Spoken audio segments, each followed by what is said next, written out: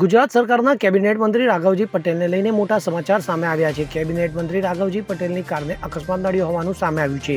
તો મળી આવતી જાણકારી મુજબ તેઓ ગાંધીનગરથી જામનગર જઈ રહ્યા હતા. તે દરમિયાન તેઓની કાર અને ટ્રક વચ્ચે ગમખ્વાર અકસ્માત સર્જાયો હતો. જોકે આ અકસ્માતમાં મંત્રી રાઘવજી પટેલનો ચમત્કારિક બચાવ થયો છે. તો મળતી માહિતી મુજબ કેબિનેટ મંત્રી રાઘવજી પટેલ ગાંધીનગરથી જામનગર કામ અર્થે જઈ રહ્યા હતા. તે દરમિયાન ચોટીલા પાસે રાઘવજી પટેલની કાર અને ટ્રક વચ્ચે અકસ્માત સર્જાયો હતો. તો આ અકસ્માતમાં કારને નુકસાન થવા પામ્યું છે, જ્યારે મંત્રી રાઘવજી પટેલનો ચમત્કારિક બચાવ થવા પામ્યો છે. તો આ અકસ્માત મામલે પોલીસને જાણ થતાં પોલીસનો કાફલો તાત્કાલિક ઘટના સ્થળે દોડી ગયો હતો અને અકસ્માતને પગલે હાઈવે પર ટ્રાફિક જામ સર્જાયો હતો, જેથી પોલીસ દ્વારા તાત્કાલિક ટ્રાફિક ક્લિયર કરવાની તજવીજ હાથ ધરાઈ હતી. તો આ હાલ સમગ્ર મામલે પોલીસે ઘટના સ્થળે દોડી જઈ કાયદેસરની કાર્યવાહી હાથ ધરી હતી.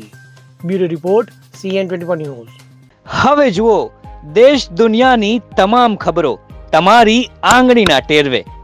ઉઠાવો મોબાઈલ અને Google Play Store પરથી ડાઉનલોડ કરો અમારી CN24 ન્યૂઝ મોબાઈલ એપ.